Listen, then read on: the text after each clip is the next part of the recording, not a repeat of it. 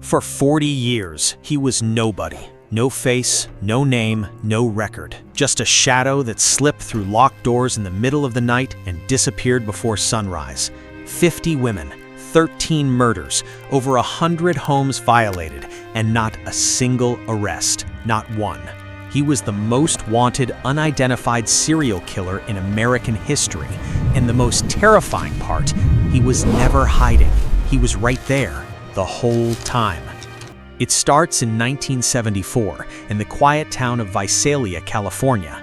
Residents started noticing that things were going missing from their homes. Not money, not electronics, a child's trophy, a family photograph, a single spoon. Someone was slipping into houses while families slept, taking things that only meant something to the people who lived there. Personal, intimate, deeply unsettling. Police called him the Visalia Ransacker. For over a year, he broke into more than 100 homes, and nobody could catch him. Then one night, a detective gave chase. The man turned around, aimed a gun directly at the detective's face, and pulled the trigger. The bullet hit the flashlight, deflecting just enough to save his life. 3 months later, he shot and killed a man who caught him trying to abduct his own daughter. And then, just like that, he vanished. Nobody knew he had simply moved. In June of 1976, a woman in Sacramento woke up to find a masked man standing over her bed, flashlight in one hand, knife in the other, the phone line already cut, the light bulbs already removed. He had been inside her house before she went to sleep, waiting. Over the next 3 years, he attacked more than 50 women across Northern California.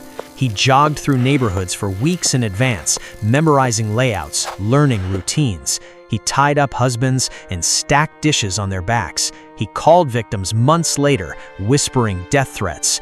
He was organized, patient, almost surgical, and then he stopped and got worse. Down in Southern California, couples began turning up dead in their homes, bound, beaten, no forced entry, no witnesses. A professor and his wife, 2 newlyweds. Investigators in the South had no idea they were hunting the same man who had terrorized the North. It took until 2001 for DNA to officially connect the cases. By then, he had already been silent for 15 years, disappeared back into a normal life, while survivors were quietly told their attacker would probably never be found. But one woman refused to accept that. Michelle McNamara was a true crime writer, a mother from Los Angeles who had been obsessed with this case for years. She filed information requests, drove to crime scenes alone, collaborated with retired detectives. She gave the cases a single name, the Golden State Killer, and wrote about him with a fury that felt almost personal. In 2016, she told an interviewer she believed they were getting close. 4 months later, Michelle McNamara died in her sleep. She was 46 years old. In her book, she wrote directly to the killer, "It's okay, I'm going to find you." She didn't, but someone did. In 2017, investigators uploaded the killer's DNA to a public genealogy website, the kind people use to find distant cousins. They got hits, not the killer, but relatives. Using genetic genealogy, they built massive family trees, then slowly narrowed down. Right age, right gender, lived in California. Branch by branch, the tree was pruned until one name kept surviving every filter. He was in his 70s. He lived alone in a quiet suburb of Sacramento, 3 miles from his earliest crimes. Neighbors called him quiet, forgettable.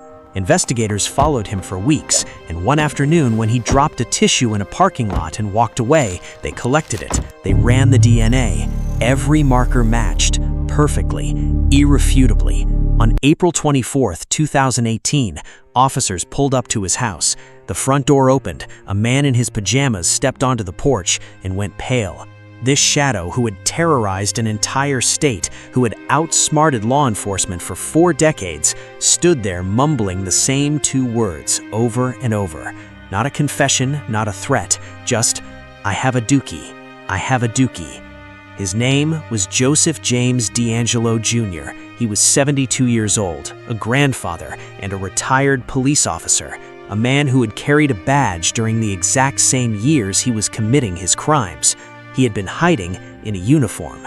In 2020, he pled guilty to 13 murders. Survivors stood up one by one and looked him in the eyes. One woman said, "You are nothing. You have always been nothing."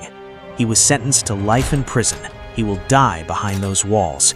What finally caught him wasn't a witness, a tip line, or a task force. It was a website built for people trying to find their grandparents, and a tissue dropped on an ordinary afternoon. He thought if he stayed still long enough, the world would stop looking. What he didn't count on was a writer who couldn't sleep and a team that refused to give up. Michelle McNamara never got to see it, but she was right. They found him.